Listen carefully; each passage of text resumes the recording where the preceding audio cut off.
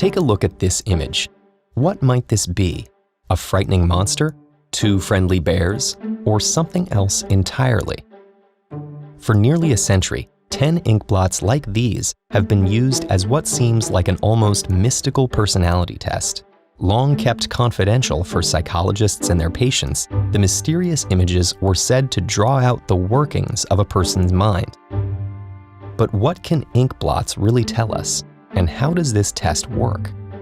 Invented in the early 20th century by Swiss psychiatrist Hermann Rorschach, the Rorschach test is actually less about the specific things we see and more about our general approach to perception.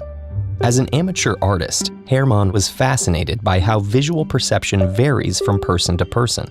He carried this interest to medical school, where he learned all our senses are deeply connected. He studied how our process of perception doesn't just register sensory inputs, but transforms them. And when he started working at a mental hospital in eastern Switzerland, he began designing a series of puzzling images to gain new insight into this enigmatic process. Using his inkblot paintings, Rorschach began quizzing hundreds of healthy subjects and psychiatric patients with the same question: what might this be? However, it wasn't what the test subjects saw that was most important to Rorschach, but rather how they approached the task. Which parts of the image did they focus on or ignore? Did they see the image moving? Did the color on some ink blots help them give better answers, or distract and overwhelm them? He developed a system to code people's responses, reducing the wide range of interpretations to a few manageable numbers.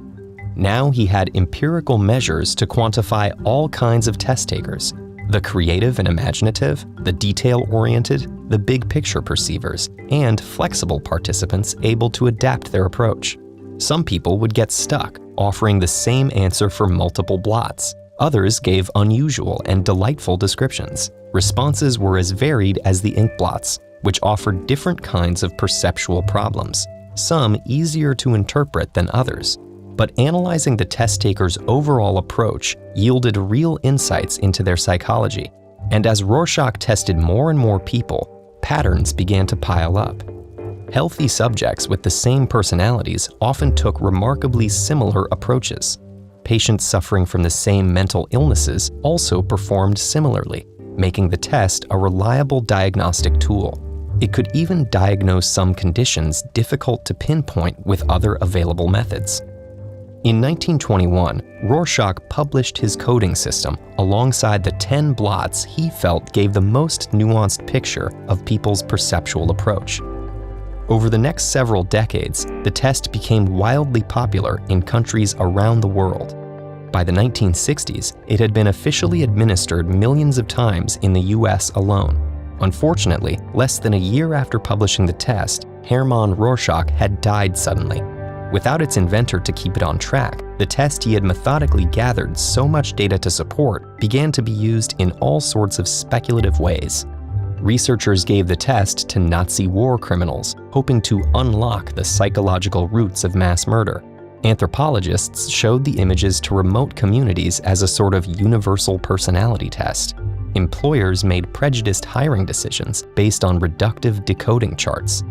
As the test left clinics and entered popular culture, its reputation among medical professionals plummeted, and the blots began to fall out of clinical use.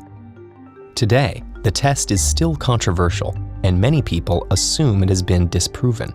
But a massive 2013 review of all the existing Rorschach research showed that when administered properly, the test yields valid results, which can help diagnose mental illness or round out a patient's psychological profile.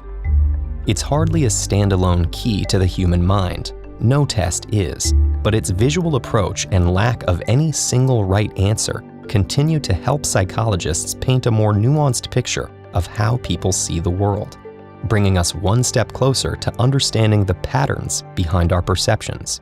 Keep exploring the inner workings of the mind with this playlist.